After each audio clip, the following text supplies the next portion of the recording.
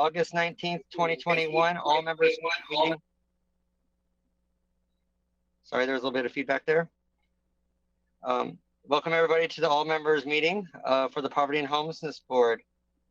This is going to be a pretty robust agenda, so we're going to try and work our way through this as fast as possible. As such, we're going to do a roll call and go over our agenda real quick. We're going to ask that people try and stay within these time points today, as we want to be able to cover both homelessness issues and poverty issues, as is part of our directive. So with that in mind, I'd like to open up this to Alex so she can start the roll call for our members. Great, this is Alex Dreer, Lane County staff, and I will introduce members and call on them alphabetically and give one sentence, brief update on the position they represent. So Aaron Box. I'm Aaron Box. I'm a local pastor and serve as a faith representative on the board. Brittany Quick Warner. Good morning, everyone. Brittany Quick Warner. I'm the president and CEO at the Eugene Chamber of Commerce. Quick update from our side is our chamber's been embarking on a pretty intensive research project around this issue and kind of interviewing and talking to a lot of folks in the community, many of which are on this call, and I appreciate the time you gave us to kind of understand where you're all where you were at. And we have kind of a summary report that we're planning to release here in the next 3 weeks that I'd love to share with this group. So thanks for that. Dave Haverland. Hey, Dave Haverland here, United States Department of Veterans Affairs. And I'd like to acknowledge the hard work and dedication of my VA coworkers and our community partners involved in housing our homeless veterans. Julie Wiesman. Hi, my name is Julie Wiesman, she, her, hers. I am the executive director of Hope and Safety Alliance, previously Women's Base, and represent the Survivors and Victim Services. Councillor Rodley, in for Mayor Van Gordon. I am Corey Rodley. My pronouns are she, her, and hers, and I am the super sub for Mayor Van Gordon today. I'm the Ward 3 representative on the Springfield City Council. Chair McAllister. Thank you. I'm Chris McAllister, lived experience for adults on the Poverty and Homelessness Board and co-director of Carry It Forward, which does direct services for homeless folks. We are currently working on options in our community for single adults to try and find safe shelter winter, since they have safe places now. They don't have to have winter emergency strategies in terms of emergency shelter. So that's one of the things that we've been trying to iron out before it gets too cold. Thanks. Paul Solomon.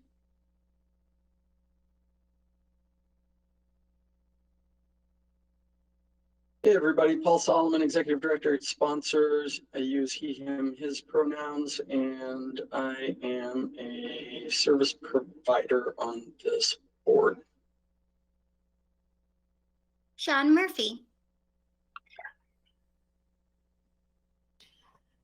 I'm Sean Murphy with Laurel Hills Center, and I'm the mental health representative. And right now in mental health, our primary focus is on workforce development so that we can improve access to mental health services or behavioral health services.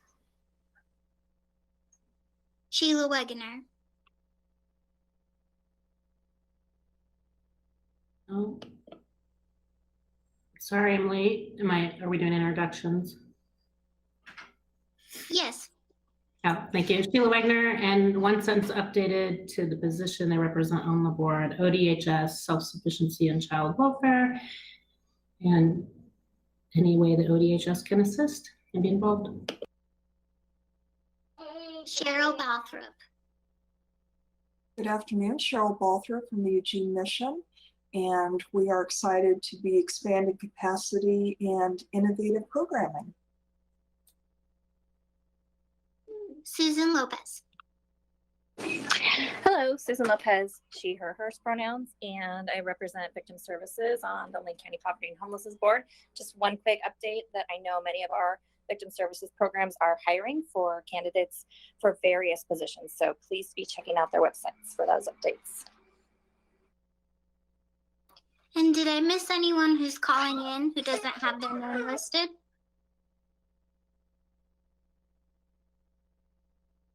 All right, I think that's it.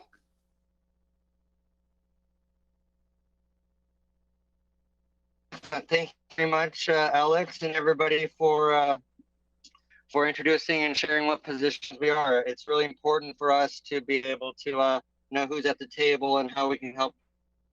So with that being said, is there anybody willing to put forward a motion to approve the minutes from the last meeting? I move to approve the minutes. Thank you, Julie. Is there a second?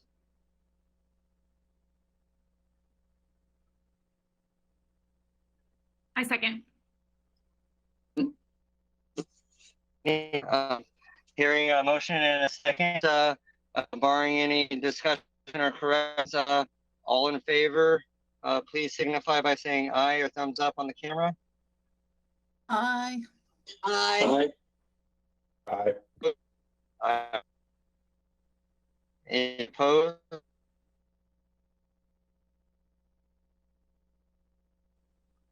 Please signify by saying nay. Hearing none, hear everybody participating in that. Let's see here, member recommendations. Alex, would you please share this portion? Yes.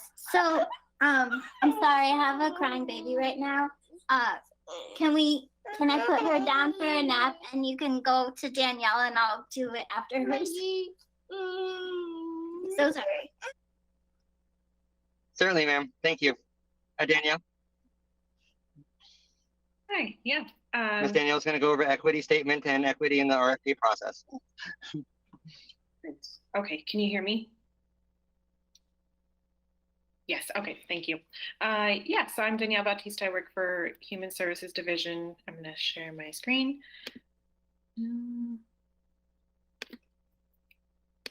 You should have also received information in your packet on this. Oops, wrong screen.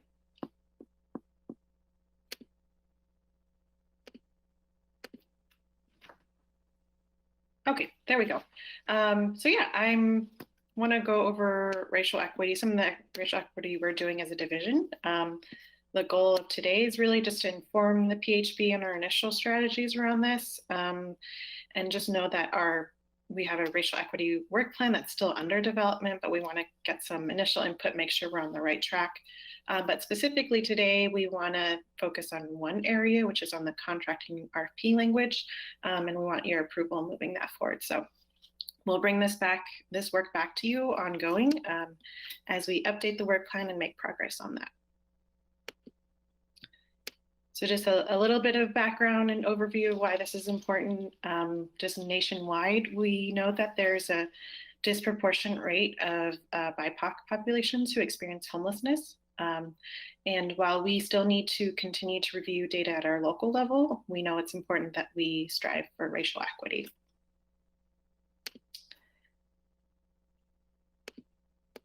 And just to kind of ground us a little bit on definitions. So I really like this definition by the Corporation of Supportive Housing. So they define racial equity in two parts. The first part is racial equity as an outcome, means that race no longer determines one's socioeconomic outcomes and everyone has what they need to thrive no matter where they live.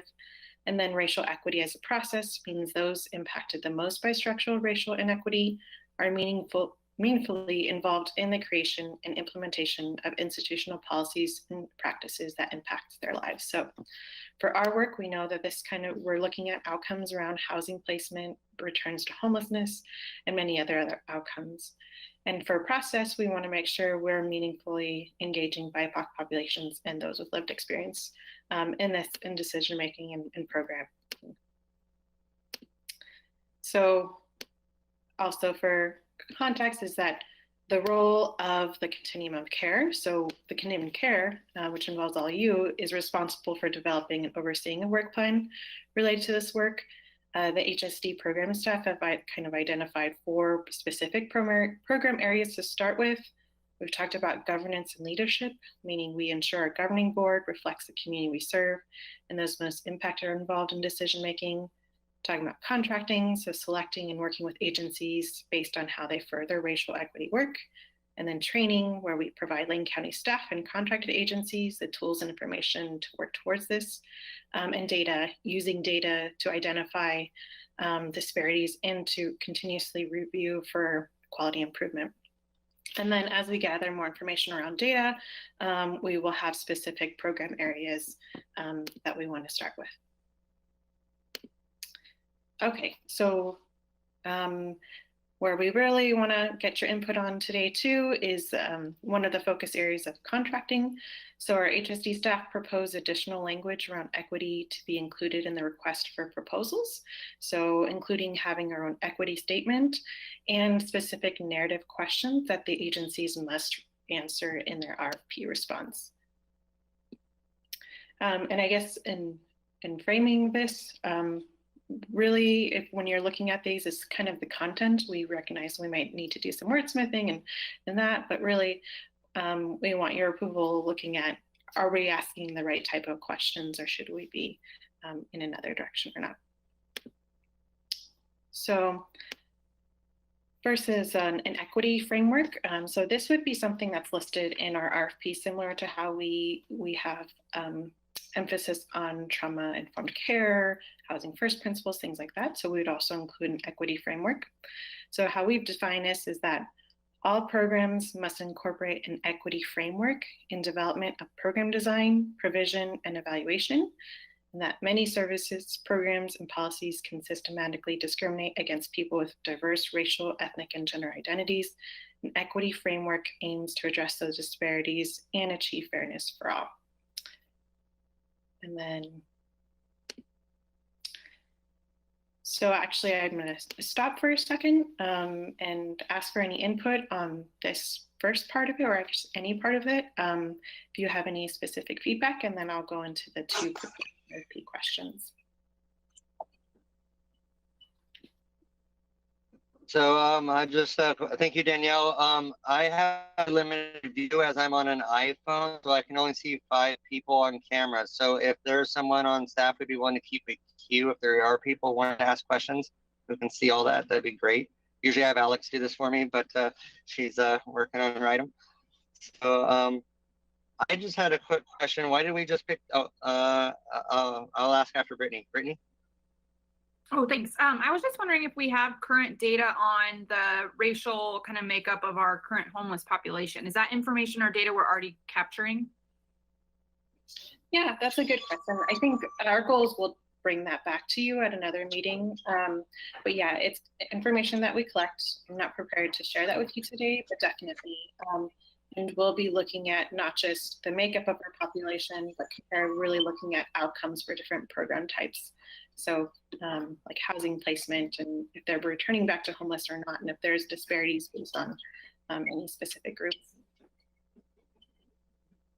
I do know though that there is demographic information also on Tableau already on the public, so that you can view now. But we'll drill down more at a future meeting. Thank you, Danielle, for that. Danielle, thank you for the question. Oh yes, Paul. Did I hear you say that you're gonna share what the RFP questions are? Yes. The narrative questions? Yes. Okay, great. I'll throw my question real quick, and then we'll get to Cheryl, if I may, real quick. I know that we just saw 3 items there in terms of equity. I know that when we have people who deal with incarceration or healthcare issues or substance use recovery issues, and they get discriminated a lot in our service delivery or get underserved. So is there any way that we can expand or add a modular portion to expand to that when we are more prepared to? Or is this equity just the racial and gender orientation, things of that nature? I think we're starting with racial equity because there's research that shows that that there's disproportionate outcomes by race when you look at all across. So starting with race is where we would like to go. When it comes to what you mentioned around substance use, another thing, I think we're also trying to address that through making sure our providers and others that we're aligned around housing first and harm reduction approaches. But I'm open to what the group would like to. If you want to add things in here, that's for discussion. Thank you for that, Danielle. I believe Cheryl had a question.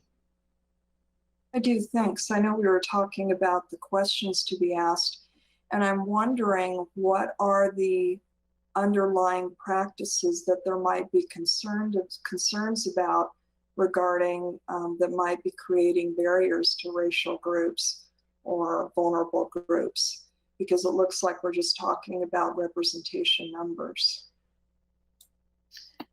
Yeah, thanks for that question. I think that's part of what we're hoping to find out more of. So I don't have the answer right now, but part of our work plan would be to really delve into the data, really, learn from the populations experiencing any, adverse outcomes, and gathering that. So what I don't have now is what exactly those problems are, but that's part of our role, is to figure that out. And yeah, does that answer your question, Cheryl? I apologize. It's not as direct as I would like that to be, but I think we're still learning what that looks like. And we understand too, it's probably complex and there's more to it, but it's part of the work we need to do. Danielle, do you see Ruth's question in the chat? Thank you for pointing that. Let me.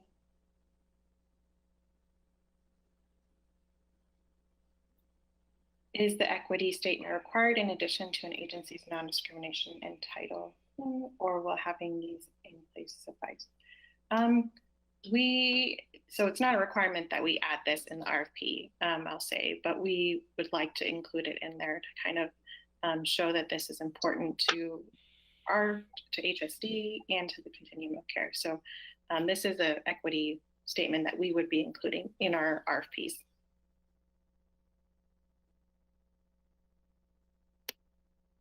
Thank you for that question, Ruth. Are there any other questions or comments for Danielle before she moves forward in her presentation? Hearing none, Danielle, feel free to continue. Thank you. Okay, so for time, I'll just review the first and second one, and then we'll go back to them. So the first narrative question is around describe how the agency will work to reduce disparities in service accessibility and outcomes for people experiencing homelessness who may live with disabilities, have limited English proficiency, and may be part of historically marginalized groups such as LGBTQ, youth and adults, immigrants, refugees, and Black, Indigenous, and people of color. Give examples of equity issues you have identified within service delivery and any changes the agency has made in order to respond to the issues identified and better meet the needs of diverse communities. That is the first question. And this is in your packet too, if you want to reference that while I'm going to the next one. The next question is more about representation. So to what extent do the demographics of staff, board, and volunteers, as applicable, reflect the demographics of the population served and the demographics of the broader community in the service area? Describe how your agency takes into account the racial, ethnic, cultural, socioeconomic, or other personal background experiences of all staff in training, development, and retention practices. The first part of that second one. And then we actually ask the agency to respond on percentage of their staff as well as their board. And then they can select if it's the collected demographic information, estimated, or if they don't collect that. So I'll go back now to the first question for thoughts. And I should also share that HSD has an equity group. So we've presented that to the equity group and they've made their suggested edits. I think that the biggest concern that they have with that is making sure we're selecting questions that encourage organizations to be comfortable with sharing examples of areas that they have identified but not resolved, and that they're giving honest responses, and also recognizing the balance of not putting too much burden on the application process. So with that, any thoughts on narrative question 1? Danielle, I've got a question just about the overall scoring. How are you going to score these, and how will they be weighted with the rest of the RFP? Yeah, so we haven't finalized that yet. That was the other question too, is should these, or both of them, should they be scored at all? Or should we just sort of keep it right now so we kind of know where we're starting with? So that was the other suggestion that the equity work group said, at least the second question, they suggested that that does not be scored. So that's still to be determined. I'm open to thoughts.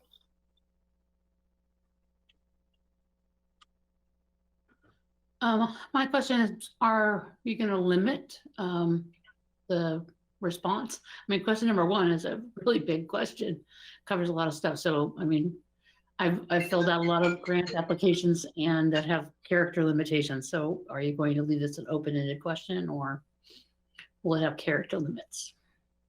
Yeah, I'm wondering, I don't believe we actually have limits right now. Character limits.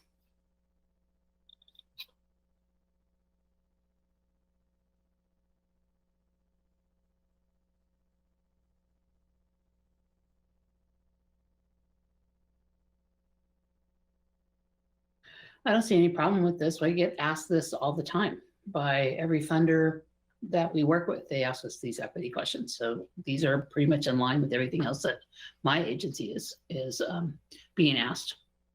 So I like it. Thanks for that feedback. Any other? I think we're seeing, I guess I have a comment following up on Julie's comment.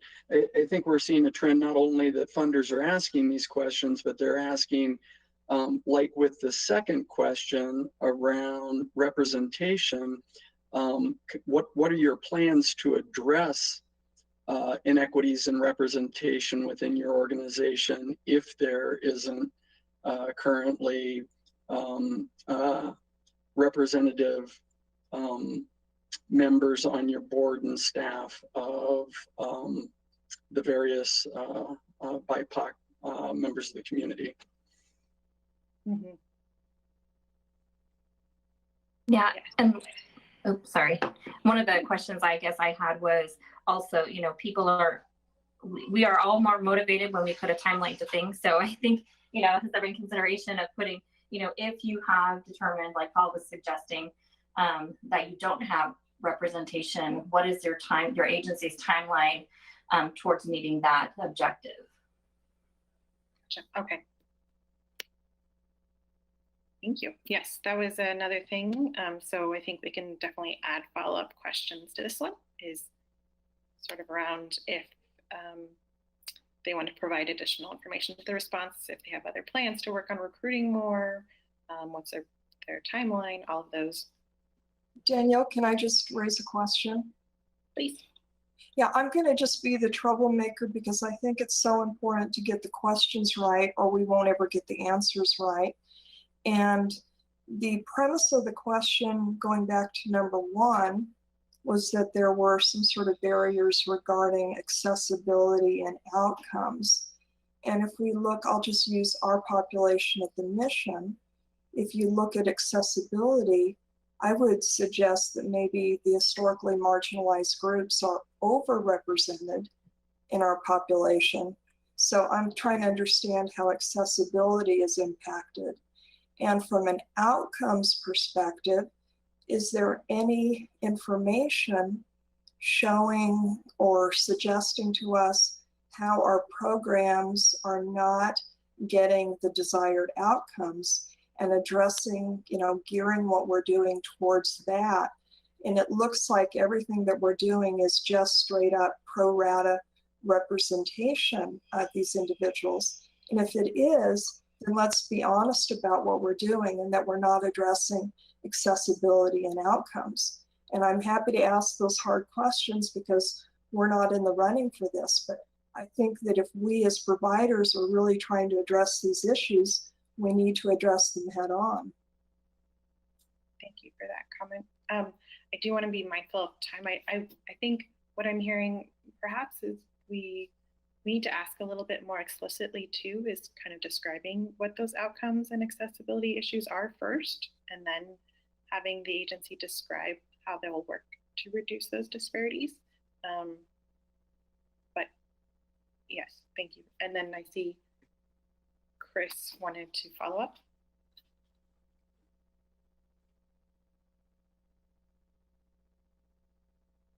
Tim, I apologize for the brief delay. I just wanted to check in. The reason why I asked about the other items, such as criminal background and substance use and mental illness, is once people get past the first screening and the services are provided, but they're then canceled out by the fact that they have a co-occurring disorder or they have a criminal background or so some of our people are even getting through the first level of inclusion, but then the lack of other services or lack of other considerations cancel them out. And so I just want to, as we go on those deeper dives, that we look at what is because of the racial inequities in our community that lead to higher needs for other services or higher likelihood of having to combat some of these barriers. And so I really appreciate your work and the hard work that y'all are doing in the department on this issue. And as we get better, we serve more people. So thanks for leading the charge. Thank you. Okay. I think what I would like to know today from the board is just, are we comfortable with moving forward with these questions? Maybe we can still edit them with the suggestions that I heard, or do we need to kind of revisit this still and come back? Of our board members, can we get head nods to Danielle that you can see, or shall we call the question? I can't see people, so I can only see 5 people. So are people wanting to continue with these questions? Do we need to reframe them a little bit more? Do we want to have more time to think about it? I see I Councillor totally Rodley, support. Paul Solomon, okay. Julie Wiesman, I support moving forward. I do too. Awesome. So it seems like there's a majority of people. Oh, go on, Paul. Sorry. I was just going to say, it might be nice to dedicate a little more time in the agenda when we bring this back to the board for future consideration, because I think there's a lot to dig into here. But I totally support moving forward with the questions as drafted and the amendment suggested.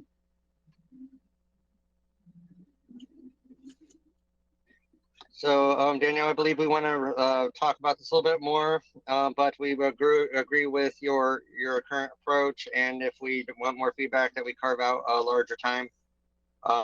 Also, if there's anybody who has questions or input or wants to ask those harder questions, please feel free to send them to Danielle.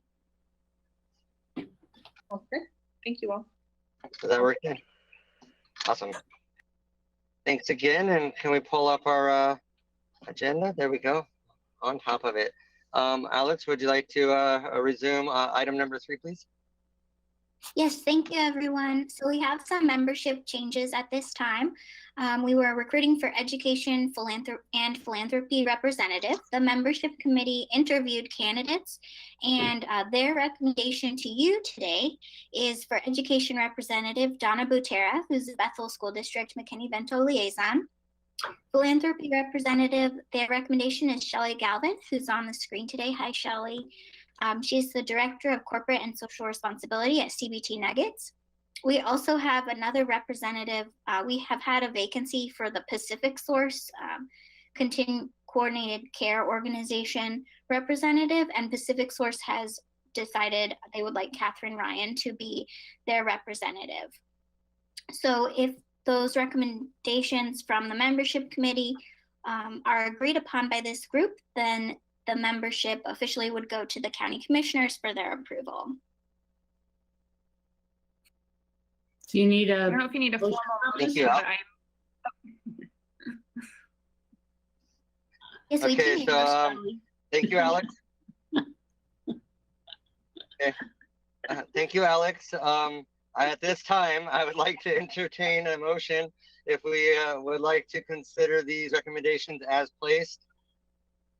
I enthusiastically move that we accept these 3 membership committee recommendations.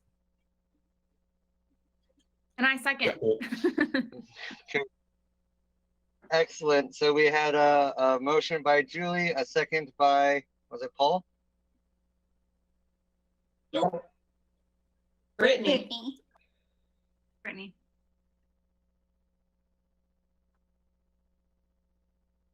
Second by Brittany. All in favor, please signify by saying aye or thumbs up. Aye. Aye. Aye.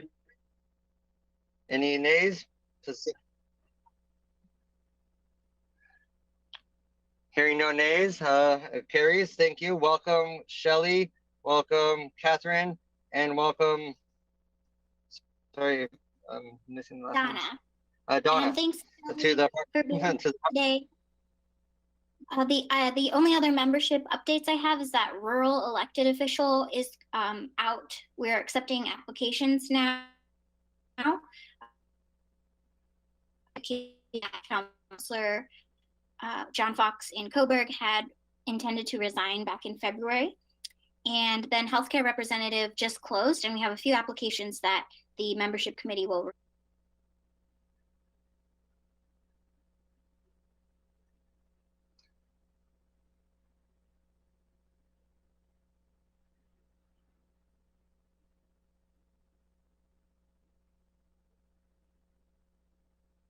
Next on the agenda is energy assistance update from Stephanie Talbot.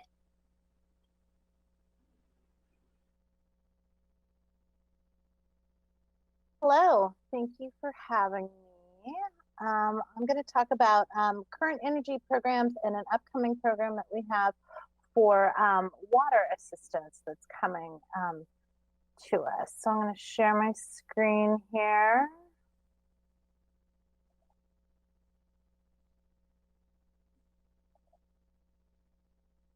I lose you all when I do this, so let me know when you're seeing the screen. Come on. We can see it now. We can see it. Thank you very much. I appreciate the feedback. So I'm the supervisor for energy and rent assistance programs. I talked to you recently about rent. Today we're going to talk about energy assistance. I'm sorry. There we go. And so I'm using the word utility assistance because we are moving to a place where we are going to have assistance with water. So as you all know, the human services world is full of acronyms. And so these are the current programs I'm going to talk about today. One is the Low Income Home Energy Assistance Program called LIHEAP. It has been around for decades, and Lane County has been involved in service delivery for a very long time of that program. There is funding that we have currently from the American Rescue Plan Act. It was made available late spring, and so we are currently in the process of spending that funding. And then the program that we are expecting and is on the horizon is the Low Income Home Water Assistance Plan. It is a funding that came out of COVID relief, but it is not tied to, the receipt of the funding is not tied to having an impact from COVID. And so these 3 programs have the same eligibility requirements. This is one thing that Oregon Housing and Community Services has done, is made all these programs parallel so that it is easier for us to deliver services using the same database and the same requirements. Requirements are that you have to be a Lane County resident at 60% area median income, and the person on the bill has to live in the household. All these programs are for home heating or water. They are not for commercial accounts. And one of the great things is you don't need to owe or be in arrears to apply for and receive these programs. It really encourages people to be responsible about their bill and not think that they have to not pay a bill in order to get assistance. So the current funding we have available right now, we are wrapping up the program year for the Low Income Home Energy Assistance Program, LIHEAP. The program year ends in September 30th. We have $19,000 left to expend, which is a very small amount in the scope of these programs. We will receive another allocation October 1st. And this program generally runs in an annual cycle. It is a very busy during the fall months. We, at that point in time, we prioritize senior and disabled households on fixed incomes generally through a mail out process, and that always kicks off in the fall. But simultaneously with that, we are spending the ARPA money, and it is quite a large sum of money. We have $3.2 million available in Lane County. We have till September 2021 to spend those funds out. And so we are actively accepting applications right now, and they're being processed through our network of service providers.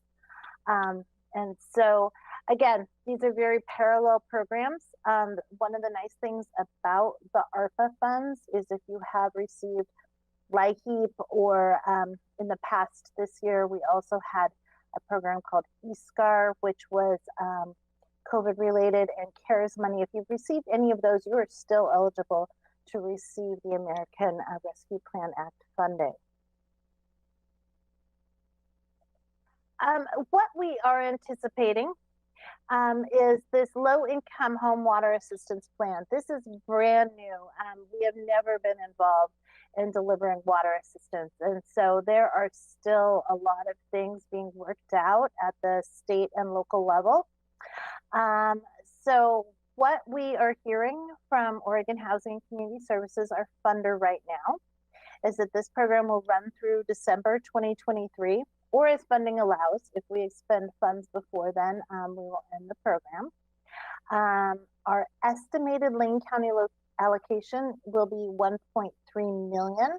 That is an estimate. Those are based on early numbers. And that also includes service delivery and administration funds. So that's not the exact amount that we will be delivering to the residents of Lane County.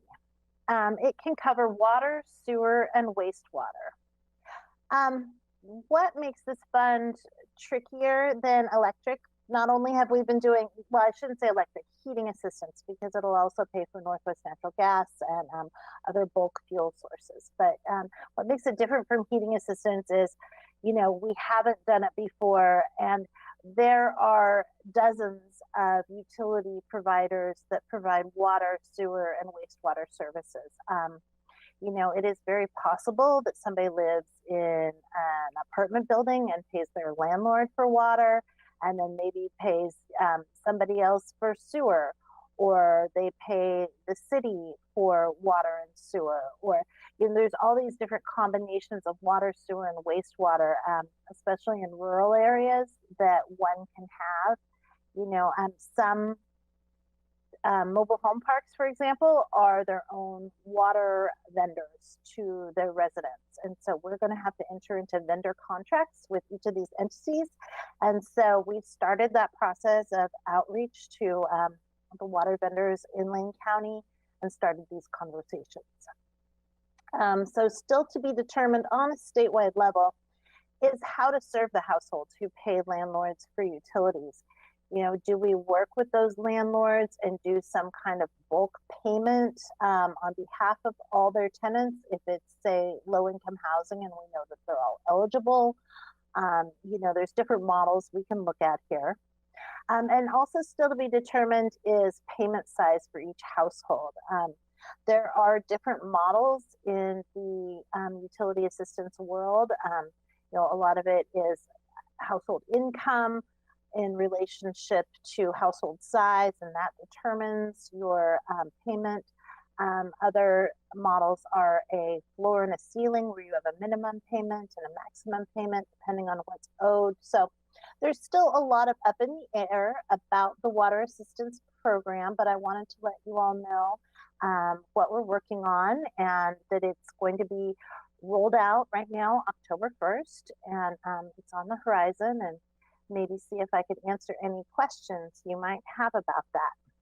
And so, yeah, just a brief recap today, about the programs. We do have energy assistance in the form of ARPA available right now. We should encourage anybody who's interested to go to the Lane County Energy Assistance website, and they can fill out an application. And so I'd happily entertain any questions anyone has about these programs. Councilor Rodley. Thank you. Hi, Stephanie. Stephanie and I go way back, not to be unprofessional, but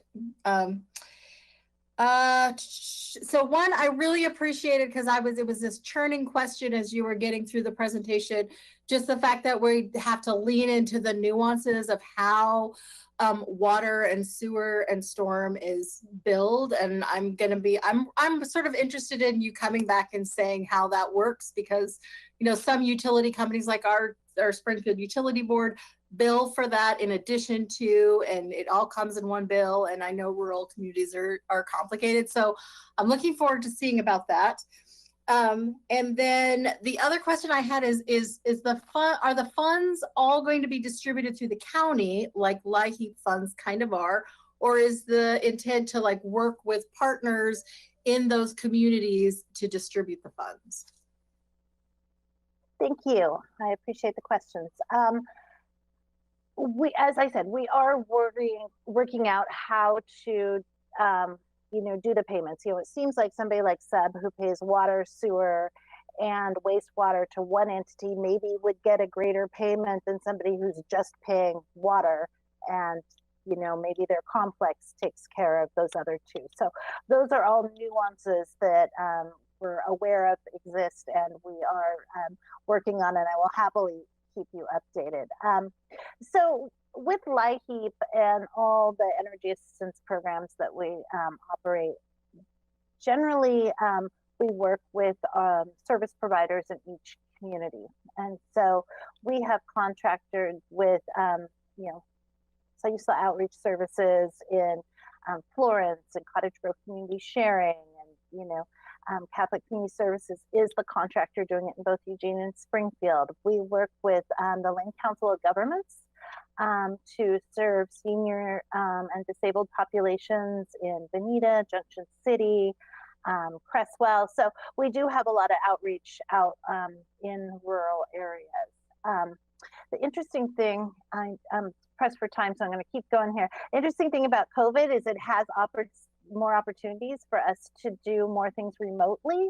And I think what that ends up doing is makes less barriers for rural people to get services through mail outs and other type of phone applications. Thank you, Stephanie. I would like to follow up at some point down the road and see how this goes. Perhaps check in a couple months and see if we're meet our mark. I know that some of these things are made by our utility boards in terms of the rates and access points, and I know that this local jurisdictions affect some of the rates like sewer, as Councilor Rodley had mentioned. And so I'm interested in seeing how we make these partnerships go forward to help all of our people through these tough times. And thank you for your leadership on this. Well, thank you. I'd be happy to come back. Thank you, ma'am. Thanks, everybody. Thanks, Stephanie. On to our next item. I am scrolling to get the agenda. Next is Amanda Borta with the Continuum of Care Notice of Funding Award or Opportunity. Awesome. Thank you, Amanda. All right, thank you. Hopefully folks can hear me. I think my screen is sharing. Let's see. Yes. Okay. Perfect. So most of you on this call, if you are part of the PHB or HSC mailing list, you probably received this just prior to this meeting. For those of you who are guests, you might not have this information, but we can always send this out afterwards if that's helpful. I'm just going to quickly go through a quick sort of high-level summary since this was released yesterday, so it's sort of timely, but I'm sure we'll bring more detailed information as we kind of dive in and know more to the next meeting that you all have. So yesterday, HUD released our fiscal year 21 Continuum of Care competition NOFO, previously known as NOFA, now we're Notice of Funding Opportunity. So you might remember that last year, HUD did sort of an automatic renewal process for our COC grants, and so we did not actually have to complete the collaborative application that we do every year. So we haven't completed this since fiscal year 19. So we did anticipate that they would release it this year.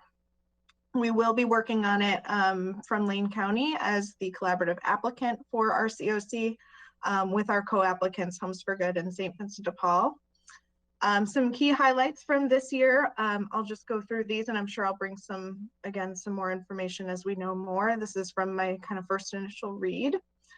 Approximately $2.6 billion is available through this competition nationwide, including $77 million for Youth Homelessness Demonstration Project YHDP renewal grants, which is not applicable to us. We have not been awarded a YHDP grant yet. And it also includes $102 million available for domestic violence bonus projects. The COC application is made up of 3 different parts. So we will complete our consolidated application, which is really our broad sort of grant narrative that we complete. And then we kind of couple that with our project applications for each individual project that we are applying for under the funding source. And that includes then also our priority listing, which is also known as our ranking.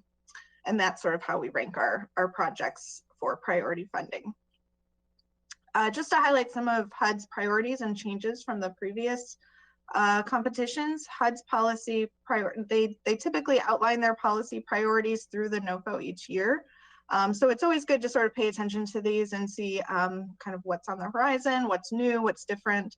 And there are several new items this year. So HUD's policy priorities this fiscal year outlined in the NOFO are obviously ending homelessness for all persons. That's our #1 priority. Using a housing first approach is being reaffirmed through this NOFO. Overall reducing unsheltered homelessness. Improving overall system performance. And then there are several sort of new priorities that are outlined, so I'll just highlight these a little bit more. One is partnering with housing, health, and service agencies. And so you'll see here through the Consolidated Appropriations Act of 2021, HUD was directed to provide incentives to create projects that coordinate with housing providers and healthcare organizations to provide permanent supportive housing and rapid rehousing services. So through this competition, we can receive bonus points in our application if we include new project applications created either through reallocation or bonus that utilize housing vouchers and healthcare. So how we sort of coordinate those two entities. So we are going to be looking at opportunities there and how we can possibly take advantage of that bonus. The next one is racial equity. So Danielle talked a lot about this previously in the meeting. And so it's no surprise here, this has been a continual sort of focus of HUD over the last year or two. And they have placed additional focus in this opportunity on racial equity and increased points related to sort of how we are looking at racial equity locally, how we are analyzing those disparities, whether they're present, and then also whether COCs and providers have taken steps to eliminate those barriers to improve racial equity. So a lot of what we have already talked about today. So we anticipate we'll be able to respond to sort of the work that we've done so far there, but also how we hope to improve upon that as well. The next one is persons with lived experience. So we have always kind of talked about this in a variety of ways through COC work, but this is the first time that they've really highlighted that as a new category and priority to promote inclusion in our local planning process for current and formerly homeless persons. So we hope that we can work, we already have a strong, obviously, group with League under this board, and so we'll definitely be connecting with them to see how we can sort of build upon that as well. And then I skipped over here this coordination with PHAs. This isn't outlined as one of the priorities, but one of the new things that we have this year is that HUD has increased the points related to COC coordination with public housing authorities. In the past, it's been really focused on whether PHAs have a local preference within their programs for homeless populations, but there are sort of several other criteria that they've incorporated this year. One about kind of how we incorporate vouchers with our COC programs, which we've done in a couple of different programs more recently, MLK as an example. So I anticipate we'll be able to talk about quite a bit here. We coordinate pretty well with our local Homes for Good PHA. And then lastly, obviously, top of mind is COVID-19. So points were added related to how COCs address challenges resulting from COVID-19 outbreak, especially as it affects people experiencing homelessness. And then points will be additionally awarded for how we are sort of coordinating our CARES Act funding under the Emergency Solutions Grant Program with our overall COVID response and COC funding. So those are kind of the high-level policy priorities, but I encourage folks to read through at least that section of the NOFO to get more info and details on HUD's policy priorities. Those kind of really give us an idea of what direction we should be going in or if we're on track. In addition to that, there are typically through the notice of funding, new funding opportunities. And so we have a couple of different opportunities through here, which we'll have to review through this board or assigned committees to determine what we want to kind of pursue. One is new funding through the bonus opportunity. We anticipate that amount, and this is not confirmed, we're still waiting on HUD to confirm our numbers, but I anticipate that amount to be approximately $196,755, somewhere around there. That equals 5% of our final pro rata need. And we can apply for new projects under that through PSH, rapid rehousing, joint transitional housing rapid rehousing model, HMIS activities, and coordinated entry. And then additionally, we have a domestic violence bonus opportunity. We've had this in previous years as well. Funding was allocated through both the appropriations of 2020 and 2021. And since we didn't have a competition last year, this NOFO ends up including both years of appropriations. So we actually have about double of what we have had in the previous year for this opportunity. So that amount includes 142,490, I anticipate. So I'll have to look into more information there, and we'll have to figure out what opportunities we have to put out an RFP for that opportunity. And then overall, our ranking process is pretty similar. Yes? Just a quick question, since you just talked about the DV portion. Is there a way, since it hasn't been funded in the last couple of years, that we can support it having a home in our community, or is there support applicants to be able to do the process? Sorry, you're cutting out, Chris. I couldn't hear you after support. So I was just wondering if there's a way to support that, given that we have not had a successful application of those dollars in our community the last couple of years. Oh, yeah. So generally, so these opportunities are presented through the notice, and then each continuum can sort of determine how they want to decide how to apply for those locally. So we will discuss within, typically the RFP eval HMIS committee is responsible for kind of reviewing these and determining what RFPs we will put out. So the NOFO outlines what you can apply for under this bonus. It's not for sort of any type of project. There are specific components that you can apply for under the DV bonus. So we'll review those and determine what kind of opportunities we want to put out locally or altogether, whether we want to apply for this opportunity. There are a number of questions within the application and data that we have to apply, that we have to submit in order to be eligible to receive a DV bonus. So there's a lot to look at here and we'll have to dive further into it. But yeah, I think it is a great opportunity. Thank you, ma'am. Sure.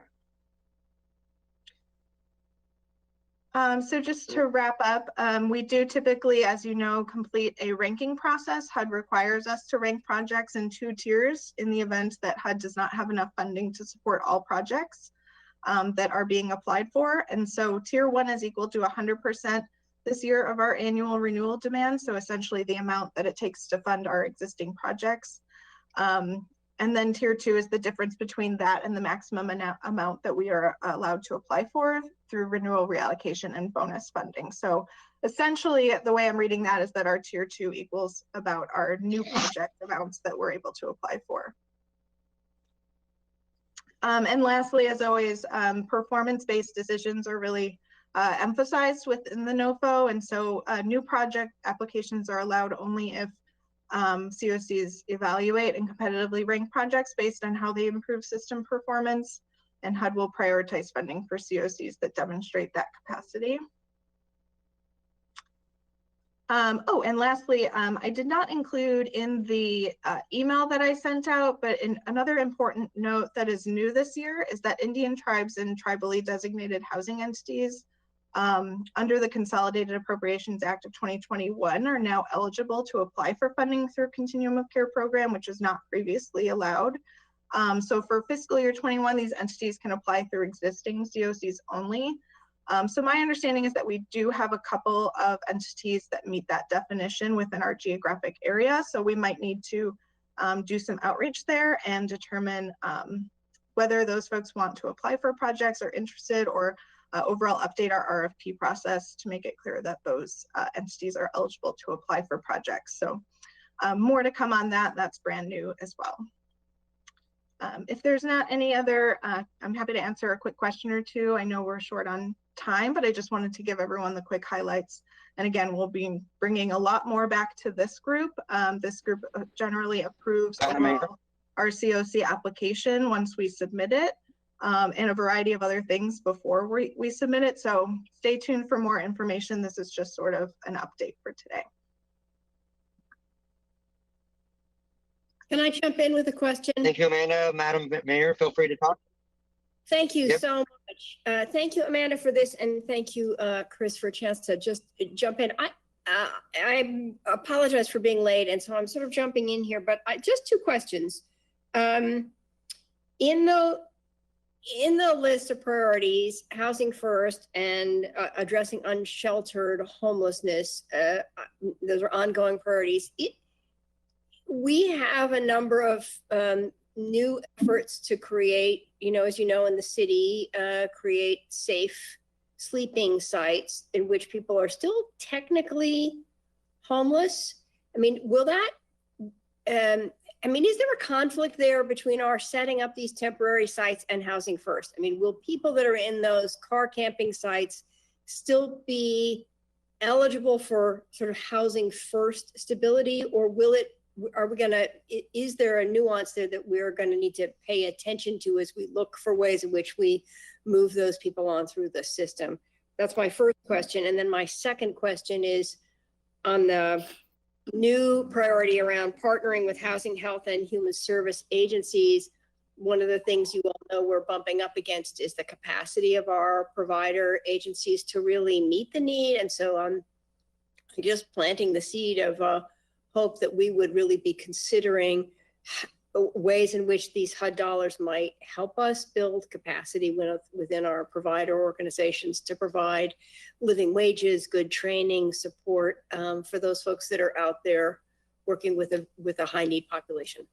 So do you have any responses to those two questions of mine? Sure. So on the first one, the safe sleep sites and other kind of interventions that we're setting up, I think these questions or these policy priorities are really reflected in the questions that were asked in the application, which I don't yet have access to. But I think we do have opportunities to talk about some of those interventions in the narrative portion. Where it might come into conflict is really around our data and how that's reflected, whether that's reflected as sheltered populations or unsheltered. And the majority of those interventions are still counted as unsheltered because they don't meet the standard of sort of a standard emergency shelter under HUD. However, in your comment regarding housing first, I don't think that's necessarily in conflict as long as we are working within those kind of models to make sure that we are moving folks onto permanent housing solutions from those locations as quickly as we can, and making sure that we're working as a system to connect folks to housing overall without barriers such as criminal history, minimum income, or service requirements. That's really where the housing first priorities are going to come into play, is when we're really trying to move people into housing without barriers. So I think we are, it seems, through those attempting to set up as low barriers as possible to accessing those sheltered options. So I don't think there's necessarily a conflict there. And then in terms of the coordination with housing and healthcare, I think this is a really good opportunity to look at some of our, and this really relates to our new projects and the new projects we're applying for. And some of our new PSH is really what we've prioritized for that new funding. And through that, we've really tried to work with healthcare organizations and leverage their resources and sort of combine our efforts to make sure that we're maximizing cost efficiency, connecting folks to appropriate healthcare and other health-related services. And so I think this is a really good opportunity, hopefully to kind of expand capacity. I know capacity in our providers is a concern overall, but I think if we can leverage additional resources outside of our own system, which we know is limited, especially through our healthcare partners, I think we can definitely make some improvements there. I don't know, I hope that answered that question. Yeah, that's helpful. And I know there's more to come. So thank you for that. Brittany, then I have a question and then we'll move on to our next item. Thank you. Thanks. And hopefully this isn't too big of a question to be asking. So as someone who's new to the board since we've had an application or a NOFA request for this, can you explain what the role or why we have co-applicants or what the role of Homes for Good and St. Benny's is in that situation? I'm not familiar with having a couple of providers included as the applicants. Sure. So typically in the past, prior to the COC interim rule, any agencies could have applied for funding through the previous programs that funded these services just as an individual entity. And so with that change through the COC interim rule in the Hearth Act, it really created this consolidated COC approach where there is a collaborative applicant overseeing the process. So for us, that is Lane County, but through our process, I was not here historically and how that was set up. But those are the other two agencies, St. Vincent de Paul and Homes for Good, that receive COC funding directly. The rest of the funding is received through Lane County, and we subcontract that out. So certainly we could have other applicants, but that's just how it's been set up here locally. And I don't know if, Steve, there's any other background historically to provide sort of context around that. Yeah, I think it's, I would say, Brittany, it's a historical artifact in the way that Amanda described the policy changes over time. So HUD requires us to treat those other entities that were historically co-applicants as co-applicants. We also, this board also has the ability to change that. And potentially we can get more money in our application. And there's a designation for that too. And some communities have gone for that additional designation. So anyhow, that's just that's the background on it. Thank you. Thank you, Steve. Thank you, Amanda. I'd like to maybe, given that statement that Steve just made, maybe we follow up on this down the road, looking at the next year's proposals and whatnot, see what we can ask for, what we qualify for. My quick follow-up question to Amanda or Steve is, knowing that the HUD sets these policies, knowing that some of these dynamics are based off of practices and community standards and things like that, how would we as the PHB best articulate change or request change? Do we ask our state senators? Do we ask our federal senators? Do we send letters to the Secretary of the Interior? How do we do this?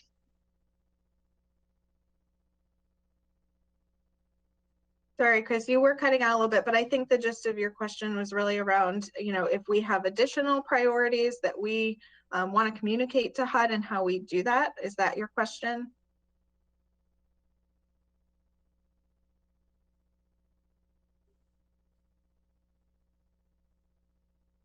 Okay, you're muted now. I'm hoping that's your question. Your sound was cutting out to me, but I think certainly locally we can set additional priorities. We are not sort of restricted to what HUD outlines as priorities. These are simply what they outline for their funding. So it's important to consider it when we're talking about the application for that funding and how we, how we align our priorities with that. But we can also set additional priorities locally. And I think if we do want to advocate for additional priorities or a change at the federal level, that could happen through any of those avenues that you talked about. There are not sort of direct ways. There are kind of office hours that happen weekly with HUD, and that's a good way to communicate. We have our local HUD reps and our local field office in Portland that we can communicate some of that to. But you're right, a lot of that happens through advocacy at that level. So we can certainly communicate that from a city or county level if we're in agreement on things like that. So I think there's a lot of different ways that we could do that if that's something that the group is interested in. Yes, ma'am. Thank you. I would just jump in there and say that we do function, both the city and the county and Springfield, we do function at the sort of higher level of approaching HUD about specific concerns we have. We do that every year, and as part of the United Front trip, there's a lot of conversation back and forth now with the Biden administration and their priorities. So there are, if this group felt that there needed to be some modification or expansion of HUD priorities, we do have a process for doing that at a higher level than the staff level, at the sort of policy level. And so, I think that's potentially an important role here. Chair? Yes, sir. Yes, I was just going to add on to what the mayor just mentioned, and I just wanted to inform people that we receive the continuum of care funding, and HUD has this continuum of care framework that is overarching over all of the HUD funding, including the Emergency Solutions Grant, which isn't part of this funding process, the homeless dollars that isn't a part of this funding process. So there is other funding that gets influenced by the plan that we put together for the community, other than the money that is directly available through this application. The other thing is, yesterday, I think it was, Senator Wyden, in his role as the chair of the Senate Finance Committee, he put together the framework for new housing legislation as part of a $3.5 trillion budget reconciliation package,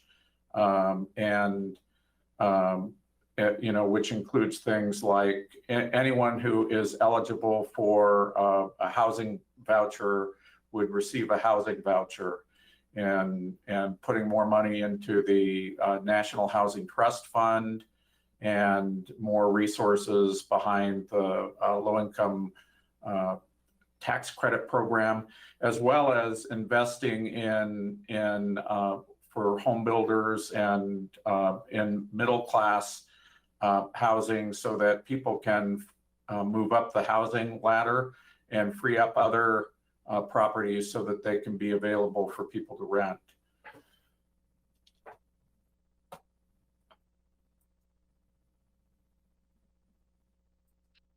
Okay, thank you so much. Are there other questions?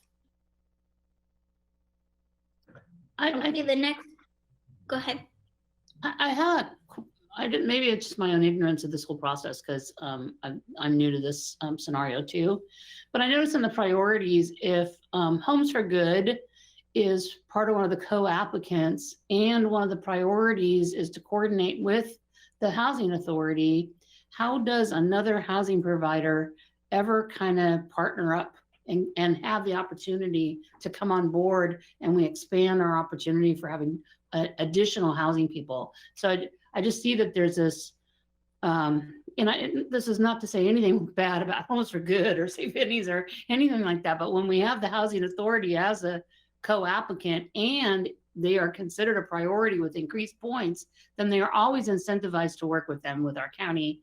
And so how do other developers, Cornerstone, Community Shelter, anybody else who would like to participate, how do we ever include them? Yeah, let me try to answer that from a policy perspective of what HUD is up to with this.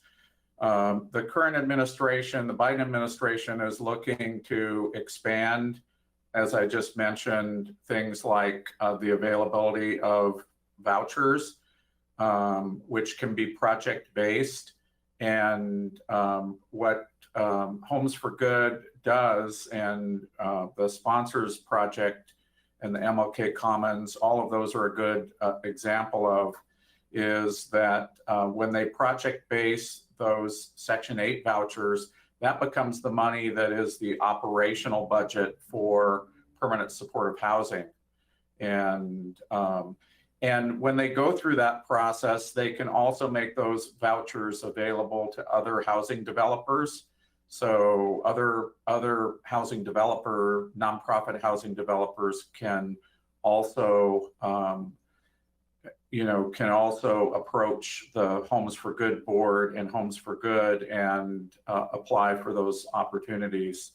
So that's the linkage there, that they're trying to make sure that people are using all the levers and all the resources that they're putting into the community to achieve good outcomes for folks. The other thing that's different about housing authorities are that they are public entities. And so the way things work legally is that, they're similar to a local government in that, the city or the county can decide through an intergovernmental agreement to just work with them.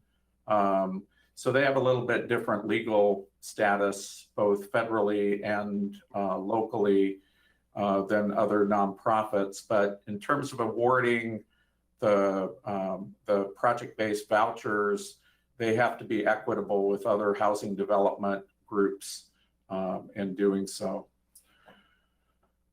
Thank you, Steve. We have to wrap up real quick. If you wanted to finish your thought, we have Tom Mulhern following up on food security.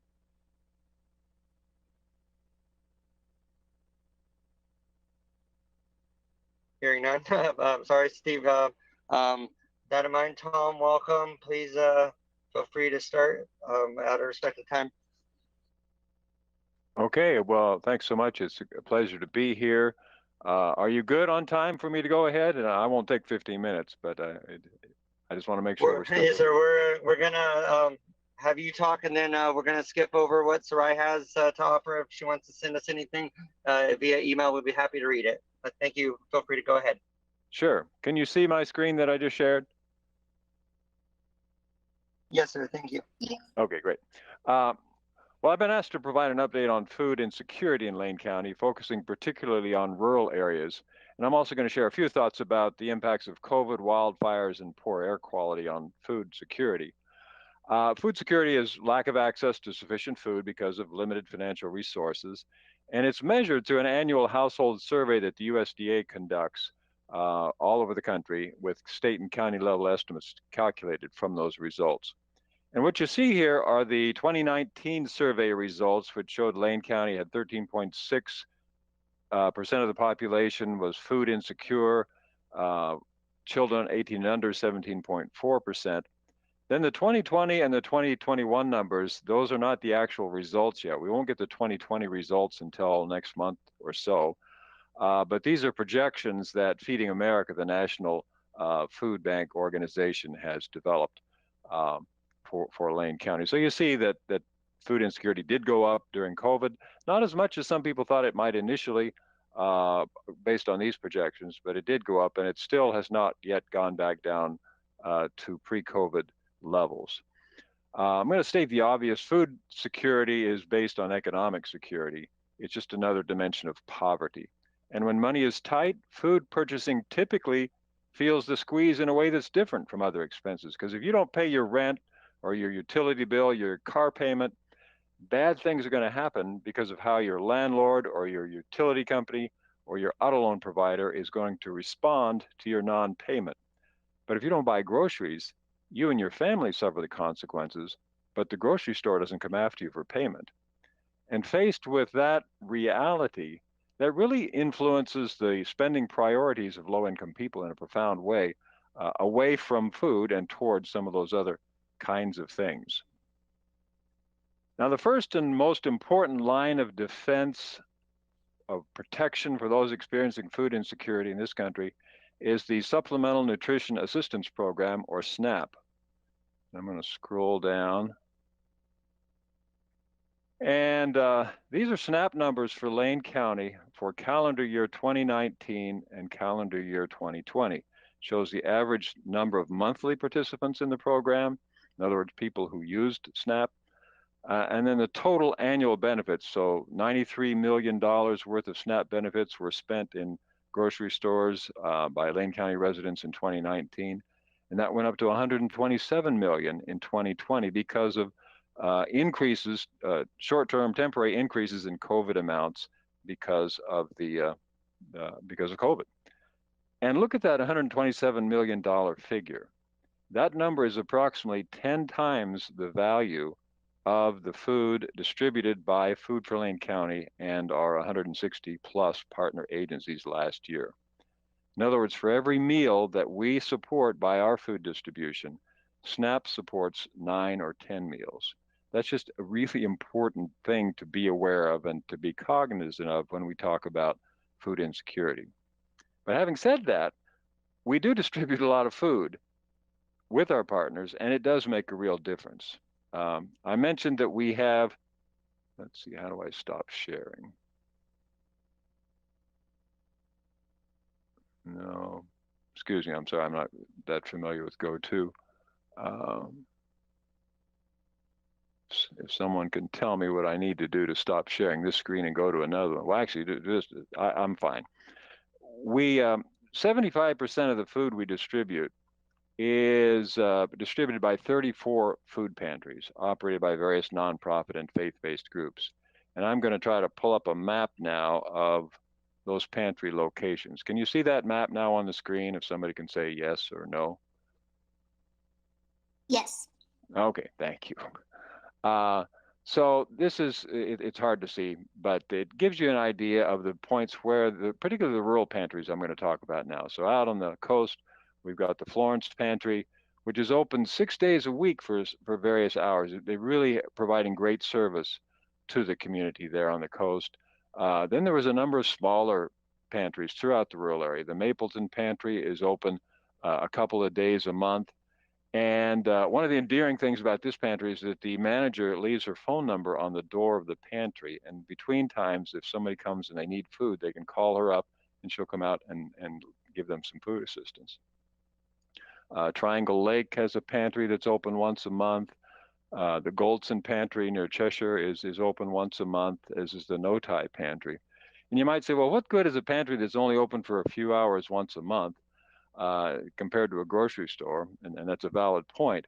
But another way to look at it is that a family, when they come to the pantry, can get 3 to 5 days worth of groceries. So even being able to do that once a month is a pretty significant asset and benefit for families who are experiencing poverty and low incomes. The Veneta Pantry is one that's open 3 days a week, good service levels there. Out in Crow, there's a small pantry that's open a couple of days a month. Junction City Local Aid has a really active pantry that's open multiple days a week and has been for years. We supply Harrisburg, even though it's not in Lane County, just for geographic reasons. They get food from us and they're open a couple of days a week there. Coburg has a small pantry that's open twice a month rather. Marcola has a great little pantry there. Up at Vida and Blue River, there are pantries that are serving those communities. Down south in Cresswell has a really dynamic pantry and just recently added a meal site to their pantry distribution model. In Cottage Grove, Community Sharing has been a pantry, a really solid pantry for many years. And then during the pandemic, the Rural Organizing Project started a new pantry that is particularly serving Latinx and MAM speaking migrants in the Cottage Grove area. Out on beyond Dorena Lake, way out at the end of the road in Culp Creek, there's a small pantry there at the alternative school. As the manager said, there's one road in and the same road out. Pretty isolated place serving that community. Over here, both Dexter and Lowell have food pantries, and they've interestingly, they're open twice a month at the same time. And they did that intentionally because they found that it helped the community to know that, well, whether you're going to Dexter or Lowell, this is the day you go to the food pantry, and it seems to help participation at both places. And then there's a good active pantry open 3 days a week up in Oak Ridge. And, obviously they've been keeping an eye on what's been happening up there in terms of the fires, but so far so good. All right. Now this would be the good time for somebody to tell me how to stop sharing my screen. Maybe if I go back here. I can try and take it back from you if you want, Tom. Yeah, if you would. I'm done. Well, thank you very much, Tom, for this information. If people wanted to learn more about how the food pantries work in Lane County, where would they get this information? Well, they could call our office. They go to our website, which is foodforlanecounty.org. Yeah, there's a lot more we could share, but I think that's probably about all people can handle today. I guess I would end by the one of the things that we've observed is that one of the impacts of COVID that most people wouldn't think of is that a lot of people have become more either unable or unwilling to go to a pantry to get food. And so it's increased the demand for home delivery of groceries and food boxes. And we've attempted to respond to that, as have our partners. And it's also just really underscored the importance of being flexible and being ready. So we're in the process of staffing and equipping a permanent mobile pantry program. We did a temporary program at the height of COVID, but now we're setting up a permanent mobile pantry to be able to respond to needs wherever they are in a quick manner and to respond to emergency situations. So appreciate the opportunity and thank you all for your service. This is, you all do this in addition to your regular job, so thank you for doing it. Thank you very much, Tom, for this and all you're doing and all of our community partners. With that in mind, I'd like to invite the public to give a public comment. We got room for potentially 2. Have chat and we will.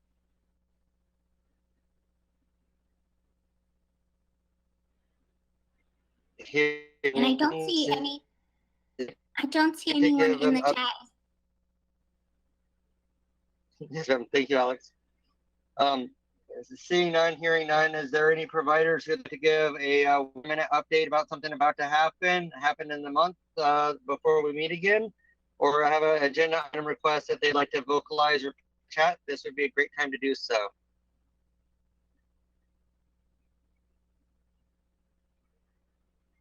If there are no announcements from our providers, I would like to end this meeting on a note that we weathered an amazingly difficult year last year as a community.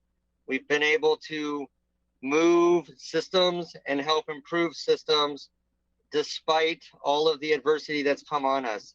And so as we move forward into a next year, as things continue to change and ramp up and be difficult, I hope that we maintain our relationships and our action-oriented efforts to surmount this as a community. And instead of losing people, that we gain people in this process. So thank you for your participation. Thank you for your volunteerism. And thank you for your service. We can't do this without everybody at this table. And this table is empty from everybody who needs to be at this table. So we just need to build more tables. And we do it by starting conversations like this and working with teams outside of these meetings. These meetings can't just be the sake of meetings. We have to make it into action. So thank you, HSD staff, and thank you, city staff, county staff, for being the vehicle for this. Hope you all have a safe August. Stay well, stay cool, and stay fire-free. Meeting adjourned.